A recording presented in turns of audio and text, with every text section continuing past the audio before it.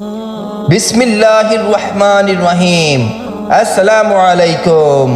Islamic world اللہ اکبر میں آپ سب کو خوش آمدید کہتا ہوں۔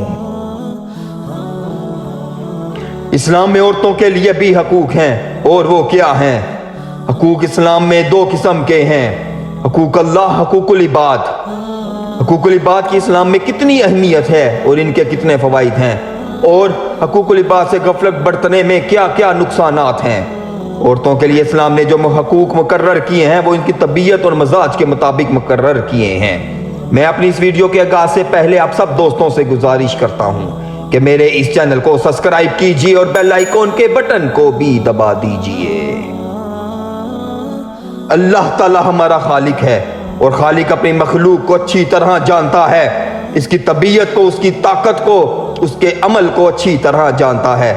جو کاریگر کسی چیز کو بناتا ہے تو اس کی حقیقت سے وہ اچھی طرح واقف ہوتا ہے۔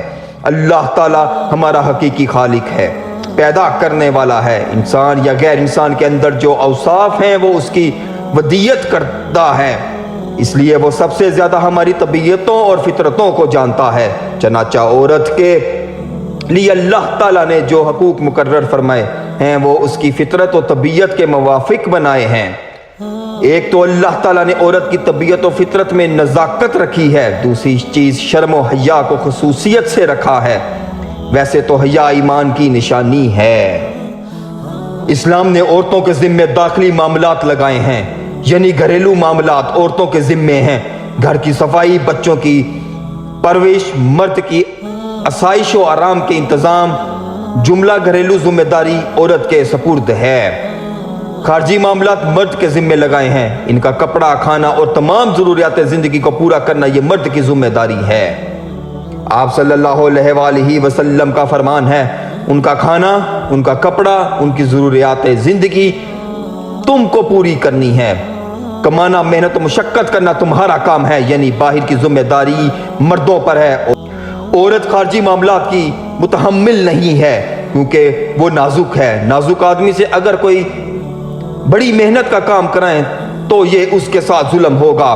بالکل اسی طرح عورت بھی نازک ہے، یہ اس کا کام نہیں کہ در در کے دھکے کھائے محنت و مزدوری کرے۔ اللہ تعالیٰ نے یہ کام عورتوں کے نہیں بلکہ مردوں کے ذمے لگائے ہیں۔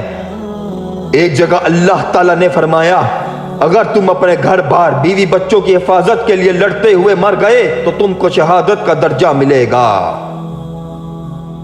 عورتوں سے محنت و مشقت کروانا دراصل ان کے ساتھ ظلم و ناانصافی ہے۔ یہ سلوک دور جہالیت میں عورتوں کے ساتھ کیا جاتا تھا، اسلام نے تو یہ ظلم ان پر سے ختم کرایا ہے۔ اسلام سے قبل عورتوں کو عورت نہیں سمجھا جاتا تھا، ان کے ساتھ انتہائی برا سلوک کیا جاتا تھا۔ جیسا کہ اسلام نے عورت کو کیا مقام دیا ہے، اور اسلام سے پہلے عورت کس مظلومیت کے ساتھ زندگی بسر کرتی تھی۔ قرآن حکیم میں فرعون اور اس کی قوم کا کئی جگہ ذکر آیا ہے۔ ایک جگہ یوں ذکر ہے، وہ تمہارے لڑکوں کو قتل کر دیا کرتے تھے اور تمہاری لڑکیوں کو زندہ رکھا کرتے تھے۔ وہ لڑکوں کو کیوں قتل کرتے تھے یہ تو ہم سب جانتے ہیں، یہ میرے موضوع سے ہٹ کر ہے۔ البتہ لڑکیوں کو کیوں زندہ کرتے تھے اس کا تھوڑا تعلق میرے مضمون سے ضرور ہے۔ احادیث میں اس کی تفسیروں میں آئی ہے کہ ان کو محض اپنی عیاشی کے لیے لونڈیاں بنا لیتے تھے۔ اسلام سے پہلے عورتوں کو غلط استعمال کیا جاتا تھا۔ سب سے پہلا مسئلہ غلامی کا تھا۔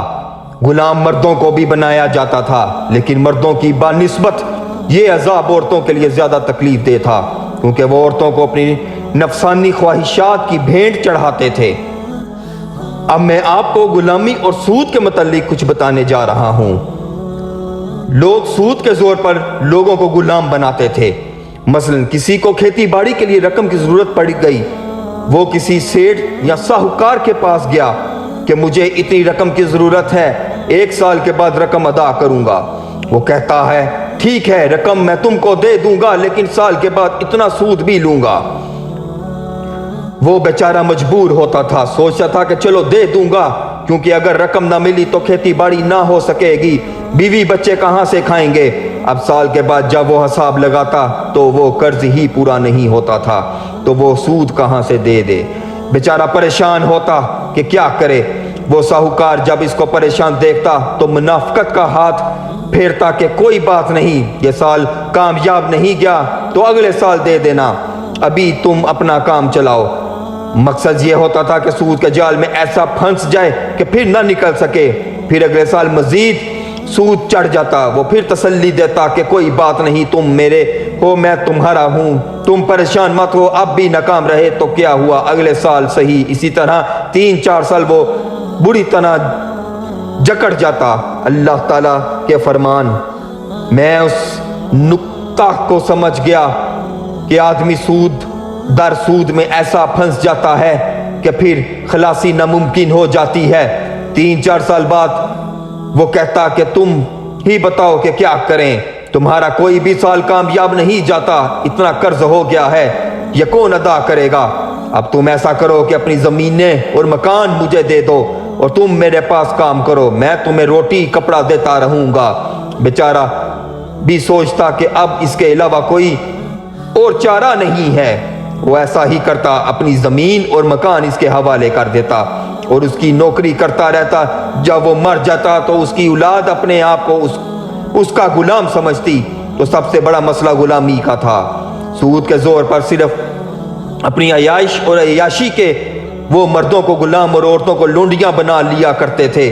اسلام نے مرد عورت کو حقیقی آزادی دلائی، اسلام نے اس مسئلے کو ختم کیا اور مردوں کو اور عورتوں کو اس عذاب سے نجات دلائی۔ چنانچہ پیغمبر حضرت محمد صلی اللہ علیہ وآلہ وسلم نے حجۃ الوداع کے موقع پر اعلان فرمایا، اے لوگو، آج سے پہلے جاہلیت کے زمانے کا جتنا سود تھا وہ میں نے اپنے قدموں کے نیچے رون دیا، آج کے بعد کوئی کسی سے سود کا مطالبہ نہ کرے۔ اب میں آپ کو اسلام اور غلامی کے متعلق کچھ بتانے جا رہا ہوں۔ کفارے کے طور پر ایک غلام کو آزاد کرے، قسم کے کفارے پر غلام کو آزاد کرنے کا حکم دیا۔ آپ اس واقعے سے اندازہ کریں کہ حضرت عائشہ رضی اللہ تعالی عنہا نے کسی بات پر اپنے بھانجے حضرت عبداللہ بن زبیر رضی اللہ تعالی عنہا سے ناراض ہو کر قسم کھا لی کہ تجھ سے کلام نہیں کروں گی۔ کچھ عرصے کے بعد بھانجے کے معافی مانگنے پر آپ نے معاف کر دیا اور اپنی قسم توڑ دی۔ اب قسم کے کفارہ میں ایک غلام کو آزاد کرنا تھا، تو آپ نے 40 غلام آزاد کیے۔ صحیح مسلم شریف میں حدیث ہے کہ بیٹا باپ کی کتنی ہی خدمت کرے لیکن وہ باپ کا حق ادا نہیں کر سکتا۔ اس کی صرف ایک صورت ہے، اگر اس کا باپ کسی کا غلام ہو تو وہ اس کو خرید کر آزاد کرے، تب اس کا حق ادا ہوگا۔ اور روحانی طور پر بھی اس مسئلے کو حل کیا، فرمایا کہ غلام کو آزاد کرنے میں بڑا ثواب ہے۔ اس کے علاوہ سمجھایا، جو خود کھاتے ہو انہیں بھی اسی میں سے کھلاؤ، جو خود پہنتے ہو ویسا ہی ان کو بھی پہناؤ۔ خود بخود ان کے ذہن میں یہ بات آئی کہ یہ کیسی غلامی ہے کہ ہمارے جیسا کھائیں، ہمارے جیسا پہنیں۔ ان کے ذہن میں جو غلاموں کے لیے تصور تھا وہ ختم ہوا۔ حضرت عمر بن عبدالعزیز رحمت اللہ علیہ کو کئی صوبوں کے گورنروں نے لکھا کہ ہمارے بیت المال میں زکوٰۃ کا پیسہ بڑھتا جا رہا ہے، کوئی بھی زکوٰۃ لینے والا نہیں ہے۔ ہم جس کو بھی لینے کے لیے کہتے ہیں وہ کہتا ہے کہ میں زکوٰۃ کا مستحق نہیں ہوں، اور ہم اس کو پیسے کا کوئی بھی مصرف نظر نہیں آتا۔ آپ حکم کیجئے کہ ہم کیا کریں؟ خلیفہ نے حکم دیا کہ تمہارے علاقے میں جو لونڈیاں اور غلام ہوں ان کو خرید کر آزاد کر دو۔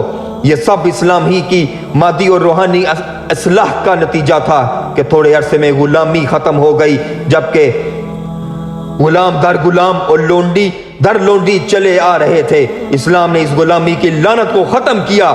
مردوں کے ساتھ عورتوں کو بھی آزادی کے ساتھ سکون کا سانس نصیب ہوا، کیونکہ غلامی کا عذاب مردوں کی بنسبت عورتوں پر زیادہ تھا۔ مشرکین مکہ عورتوں کو جا بجا تنگ کرتے تھے، مثلا اپنی بیویوں کو تنگ کرنے کے لیے کہہ دیا کرتے تھے کہ میں نے تجھے طلاق دی اور اس سے قطع تعلق کر لیا۔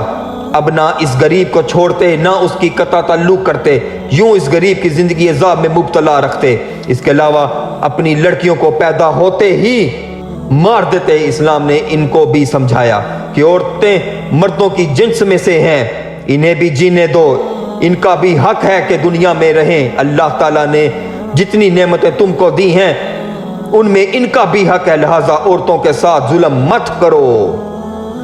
اس کے علاوہ بھی جاہلیت کی کئی رسمیں تھیں جس کی وجہ سے عورتوں پر ظلم ہوتا تھا. مثلا کسی نے اپنی بیوی کو ماں کہہ دیا, اب وہ اس کی ماں بن جاتی. وہ اپنی بیٹیوں کو صرف اس لیے قتل کر دیتے تھے کہ ان کی بیٹی کسی کی بیوی نہ بنے. وہ اس میں اپنی بےعزتی تصور کرتے تھے. اب خود اندازہ کریں کہ پھر ماں کے لیے کیسے برداشت کر سکتے ہوں گے.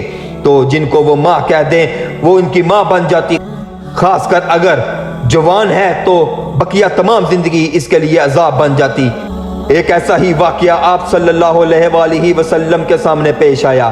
ایک عورت تھی, وہ آپ صلی اللہ علیہ وآلہ وسلم کے پاس آئی اور بتایا کہ میرے ساتھ یہ معاملہ ہوا ہے, میرے لیے کچھ کیجئے. آپ صلی اللہ علیہ وآلہ وسلم نے فرمایا میں کیا کروں؟ جب تیرے شوہر نے کہہ دیا, وہ بار بار کہنے لگی کہ میرے لیے کچھ کیجئے. جھگڑے تک نوبت پہنچ گئی. آخر قرآن حکیم کی یہ آیت نازل ہوئی, یقیناً اللہ تعالیٰ نے اس عورت کی بات سنی جو تجھ سے اپنے شوہر کے بارے میں تکرار کر رہی تھی اور اللہ کے آگے شکایت کر رہی تھی. اللہ تعالیٰ تم دونوں کے سوال و جواب سن رہا تھا. بے شک اللہ تعالیٰ سننے دیکھنے والا ہے. فرمایا اللہ تعالیٰ نے اس عورت کی پکار کو سن لیا جو آپ سے جھگڑا کر رہی تھی, جس کا معنی ہے بار بار لٹا رہی ہے. اللہ نے اس کی پکار کو سن لیا. اللہ سننے والا اور دیکھنے والا ہے. تم میں سے جو لوگ اپنی بیویوں سے زہار کرتے ہیں, یعنی انہیں مائیں کہہ بیٹھتے ہیں, وہ دراصل ان کی مائیں نہیں بن جاتی. ان کی مائیں تو وہ ہیں جن کے بطن سے وہ پیدا ہوئے. یقیناً یہ لوگ ایک نامعقول جھوٹی بات کہتے ہیں. بے شک اللہ تعالیٰ معاف کرنے والا اور بخشنے والا ہے. ان زہار کرنے والوں پر جرمانہ ہے, وہ جرمانہ ادا کریں اور اپنی بیویوں بھی اپنے پاس رکھیں. جہالیت کی یہ رسم بھی اسلام نے ختم کر دی, کیونکہ اس رسم کی وجہ سے بھی عورتوں پر ظلم ہوتا تھا. اسلام نے تو ظلم کی تمام زنجیریں توڑ دیں جن کی وجہ سے لوگ ظلم کی چکی میں پس رہے تھے. اسلام نظام عدل ہے, اس لیے اسلام نے انسانوں کے ایک دوسرے پر حقوق رکھے ہیں تاکہ کسی کی حق تلفی نہ ہو. جہالیت کی ایک یہ بھی رسوم تھی کہ اگر کوئی کسی لڑکے کو بیٹا کہہ دے تو وہ اس کا حقیقی بیٹا سمجھا جاتا تھا. اس کو جائیداد میں سے حصہ دیا جاتا تھا. مثلا کسی کے 2 بیٹے ہیں تو اس کی جائیداد 2 حصوں میں تقسیم ہوگی, لیکن اگر کسی نے کسی اور کے لڑکے کو بیٹا بول دیا تو جائیداد 3 حصوں میں تقسیم ہوتی. اس رسم سے ایک تو یہ ظلم ہوتا تھا کہ جو صحیح حقدار ہیں ان کی حق تلفی ہو جاتی. دوسرا یہ کہ جس کے منہ بولا بیٹا تصور کیا جاتا, اس کی بیوی اس کی حقیقی بہو تصور کی جاتی, وہ عورت اس کے لیے حرام ہو جاتی. اگر شادی کے کچھ عرصے کے بعد ان کا جھگڑا ہو جاتا, ان کا آپس میں نباہ نہ ہوتا, اس صورت میں عورت کی زندگی عذاب بن جاتی. اس طرح کئی عورتوں کی زندگیاں عذاب بنی ہوئی تھیں. یہ واقعہ خود آپ صلی اللہ علیہ وآلہ وسلم کے ساتھ پیش آیا. آپ صلی اللہ علیہ وآلہ وسلم نے اپنی پھوپھی زاد بہن کی شادی زید رضی اللہ تعالی عنہ کے ساتھ کر دی. زید رضی اللہ تعالی عنہ کو اپنا منہ بولا بیٹا کہتے تھے. زید کی پرورش بھی آپ صلی اللہ علیہ وآلہ وسلم نے کی تھی. کچھ عرصے بعد ان میں کچھ مسئلے مسائل پیش آنا شروع ہو گئے. نباہ ہونا مشکل ہو گیا. یہ مسئلہ پیغمبر صلی اللہ علیہ وآلہ وسلم کے لیے پریشانی کا باعث بن گیا. اگر چھڑاتے ہیں تو جوان عورت ہے, گھر میں بٹھا نہیں سکتے, پھر دوسری شادی کریں تو کس کے ساتھ؟ ایک شادی کے بعد تو یہ مصیبت بن گئی. پھر سب سے قریبی رشتہ تو آپ صلی اللہ علیہ وآلہ وسلم ہی کا تھا. آپ صلی اللہ علیہ وآلہ وسلم زید رضی اللہ تعالیٰ عنہ کو اپنا بیٹا بولتے تھے. اس لحاظ سے وہ بہو بن گئی. اب اگر خود شادی کرتے ہیں تو لوگ کیا کہیں گے؟ اگر خود شادی کرتا ہوں تو یہ معاملات کے پہاڑ دہائیں گے. اگر چھڑاتا ہوں تو مصیبت, اور اگر رہنے دیتا ہوں تو لڑکی کی زندگی عذاب بنتی ہے. آخر بہت سوچ کے بعد یہ فیصلہ کیا. زید سے کہا جائے کہ طلاق نہ دے, شاید کچھ عرصے بعد نباہ کی کوئی صورت نکل آئے. فوراً اللہ تعالیٰ کی طرف سے حکم آ گیا, جبکہ تو اس شخص سے کہہ رہا تھا جس پر اللہ تعالیٰ نے انعام کیا, اور تو نے بھی کہ تو اپنی بیوی کو اپنے پاس رکھو اور اللہ سے ڈر, اور تو اپنے دل میں وہ بات چھپائے ہوئے تھا جسے اللہ تعالیٰ ظاہر کرنے والا تھا, اور تو لوگوں سے خوف کھاتا تھا, حالانکہ اللہ تعالیٰ اس کا زیادہ حقدار تھا کہ اس سے ڈرے. बस जब जैद ने इस औरत से अपनी गर्ज पूरी कर ली, हमने उसे तेरे निकाह में दे दिया ताकि मुसलमानों पर अपने मुंह बोले बेटों की बीवियों के बारे में किसी तरह की तंगी ना रहे, जबकि वो अपनी गर्ज इनसे पूरी कर लें। अल्लाह ताला का ये हुक्म तो होकर ही रहने वाला था। जो चीज़ें अल्लाह ताला ने अपने नबी के लिए मुकर्रर की हैं उनमें नबी पर कोई हर्ज नहीं। यही अल्लाह का दस्तूर इनमें भी रहा जो पहले हुए, और अल्लाह ताला के काम अंदाजे पर मुकर्रर किए हुए हैं। ये सब ऐसे थे कि अल्लाह ताला के अहकाम ऊंचाया करते थे और अल्लाह ताला ही से डरते थे और अल्लाह ताला के सिवा किसी से नहीं डरते थे, और अल्लाह ताला हिसाब लेने के लिए काफ़ी है। और फिर फरमाया, ए नबी सल्लल्लाहु अलैहि वसल्लम, ये कैसे हो सकता है कि जिस आदमी को अल्लाह ने इस्लाम और ईमान की दौलत से नवाजा हो और आपने भी इसकी परवरिश करके इसके साथ मेहरबानी की हो, अब आप इसको कहते हो कि अपनी बीवी अपने पास रखो। आप जो बातें दिल में सोच रहे हैं अल्लाह ताला इनको मैदान में लाना चाहता है। सबसे पहले ये बार आपने उठाना है ताकि आइंदा मुसलमानों के लिए मसाल कायम हो। ज़ैद को इसकी ज़रूरत नहीं रही, हमने आपकी शादी इनके साथ कर दी। सबसे बड़ा फितना, इस्लाम ने तो औरतों को हुक्म दिया है कि वो घर की मलका हैं, इसका मकाम घर की चार दीवारी है, और हम इनको बेपर्दा करके बाजारों में ले आए। ये बहुत बड़ा फितना है। आज जो हम फितना फसाद में घिरे हुए हैं इसका एक बहुत बड़ा सबब ये भी है कि आप सल्लल्लाहु अलैहि वसल्लम का फरमान है, मेरे बाद जितने भी फितने होंगे इनमें से सबसे बड़ा फितना औरत का फितना होगा। फरमाया कि मेरे बाद जितने भी फितने होंगे इनमें से सबसे बड़ा फितना ये होगा कि औरतों को फितने के तौर पर इस्तेमाल किया जाएगा। आज आप देख लें कि हर तरफ औरतों को इस्तेमाल किया जा रहा है। अब मैं आपको एक ऐसी मजलूम औरत का किस्सा बयान करने जा रहा हूँ। मैंने शुरू में बताया था कि ज़माने जहालियत में लोग अपनी हद से बढ़ते थे, एक दूसरे के हक को पमाल करते थे, ताकतों कमज़ोर पर जुल्म करते थे, तो मजलूम भाग कर इस्लाम में पनाह हासिल करते थे। सही बुखारी शरीफ में एक हबशी औरत का वाक़या है। हज़रत आयशा सिद्दीक़ा रज़ी अल्लाह ताला अन्हा फरमाती हैं कि वो कभी मेरे पास आकर बैठती तो ये शेर पढ़ती, यानी अल्लाह की मेहरबानियों में से वो हार वाला दिन भी अजीब मेहरबानी का दिन था कि एक बहाना बनाकर उसने मुझे कुफर के अंधेरों से निकाला। मैं जानती ना थी कि कुफर क्या है, मैं अंधेरे में थी, उसने एक बहाना बनाकर मुझको जुल्म व कुफर के अंधेरों से निकाला। मैंने एक दिन उससे पूछा कि तू ये शेर पढ़ती है, इसका क्या मतलब है? उसने बताया कि फलां कबीले में मुलाजम थी। एक दिन मैं बच्चे को घुमाने के लिए गई, उस बच्चे के गले में रेशम का सुर्ख हार था, वो रास्ते में कहीं गिर गया, मुझको पता ना चला। मैं जब बच्चे को वापस लाई उन्होंने बच्चे के गले में हार ना देखा तो मुझ पर चोरी का इल्ज़ाम लगाया कि तूने ही हार चुराया है। मैंने उनको बताया कि मैंने हार नहीं चुराया, लेकिन वो नहीं माने, वो मुझे नंगा करके मेरी तलाशी ली। इससे ज्यादा और क्या बेइज्जती हो सकती थी। अभी वो तलाशी लेकर हटे ही थे कि एक चील आई और वहां फेंक कर चली गई। मैंने उनसे कहा, वो पड़ा तुम्हारा हार, तुम मुझ पर इल्जाम लगा रहे थे। बात यूं हुई थी कि हार लाल रंग का था और बच्चे के गले से कहीं गिर गया। चील वहां से गुजरी तो उसे लाल रंग की कोई चीज नजर आई, वो समझी कि गोश्त का टुकड़ा है, वो उठा कर ले गई। लेकिन जब मालूम हुआ कि ये गोश्त नहीं कुछ और है तो वहां फेंक कर चली गई। बस मैं वहां से सीधी आप सल्लल्लाहु अलैहि वसल्लम के पास आई और इस्लाम कबूल कर लिया, मुसलमान हो गई। इसलिए कहती हूँ कि वो हार वाला दिन अल्लाह की मेहरबानी का दिन था।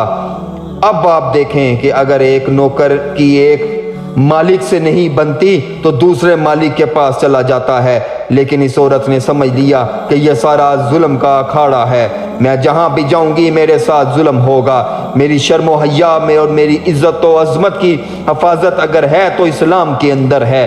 जब ऐसे लोग थे जो इस्लामी अहकाम पर अमल पैरा थे तो लोग कुफर से जुल्म से भागकर इस्लाम में आकर पनाह लेते थे। लेकिन जब हमने एक दूसरे के हकूक़ की परवाह नहीं की, ख्वाह मर्द हो या औरत, वो पनाह वहाँ हासिल करते हैं कि जहाँ के लोग हमारे यहाँ पनाह हासिल करते थे। ये क्यों हुआ?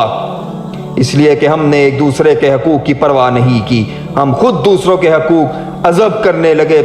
अगर हम चाहते हैं कि अमन कायम हो तो अमन सिर्फ़ और सिर्फ तब ही कायम हो सकता है कि जब हम अपनी ज़िंदगी इस्लामी तालीमात के मुताबिक गुजारें।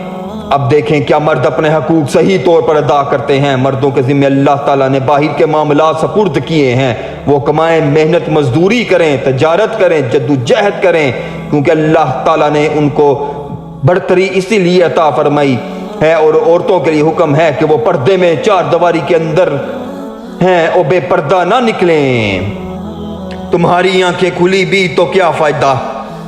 इस आयत में औरतों को भी समझाया गया है कि अगर तुम्हारे खावंद के पास तंगी है तो बेजा फरमाइश मत करो। ये नहीं कि तुम्हारे खावंद की कमाई तो 500 है, लेकिन तुम फरमाइश करो कि मुझे फलां कपड़े का जोड़ा बनाना है जो कि 300 रुपए का बनेगा, मुझे फलां जूती लेनी है जो 200 की है। ये गलत है, बल्कि तुम अपनी हैसियत के मुताबिक फरमाइश करो। बीवी को रफ़ीक ज़िंदगी कहा गया है, तो रफ़ीक ज़िंदगी के क्या मानी है? दुख सुख का साथी। तुम अपनी फरमाइश उसी हिसाब से करो, लेकिन अगर तंगी है तो भी वैसे ही गुजारा करो। खामन को तंग मत करो, क्योंकि तुम हो। अल्लाह ताला जो हकीकी खालिक व मालिक है, उसने भी यही कानून बनाया है। तुमसे अल्लाह वही मांगता है जो तुम्हारे पास है। मिसाल के तौर पर ज़कात को लो कि 40 बकरियों पर साल में एक बकरी ज़कात देनी है। अब देखें क्या अल्लाह ताला का ये फरमान है कि तुम्हारे पास साल में 40 बकरियां हो या ना हो, ज़कात की एक बकरी दे दो। क्या अल्लाह ताला का ऐसा हुक्म है कि तुम्हारे पास 40 बकरियां साल में हो या ना हो, मेरे नाम पर एक बकरी दे दो? बिल्कुल नहीं, बल्कि मालिक हकीकी तो फरमाता है कि जिस साल तुम्हारे पास 40 बकरियां नहीं हैं तो मेरे लिए भी कोई बकरी नहीं बनती। लिहाजा हम मर्दों को भी और औरतों को भी सबक हासिल करना चाहिए कि मालिक हकीकी ने ऐसी कोई तंगी नहीं की, तो फिर हम क्यों अपनी ज़िंदगी को तंग करें। ख़ासकर बीवियों को सोचना चाहिए कि वो अपने खावंद को बेजा तंग ना करें। दोनों को इस आयत से सबक हासिल करना चाहिए। अल्लाह ने समझाया कि अगर तुम्हारे पास तंगी है तो अपनी हैसियत के मुताबिक खर्च करो। ये नहीं कि जायज़ और नाजायज़ तरीके से कमाओ, या ये कि औरतों को भी कमाना चाहिए, इसमें क्या हरज है। बल्कि हरज है इसलिए कि अल्लाह ताला ने औरतों के जिम्मे ये काम नहीं लगाया, ये काम तुम्हारा है। दूसरा, औरतों को भी समझाया कि तुम भी गलत फरमाइश मत करो। अगर तुम्हारे खावंद के पास तंगी है तो सब्र करो, और अगर बहुत ज़्यादा दिया है तो अल्लाह का शुक्र करो।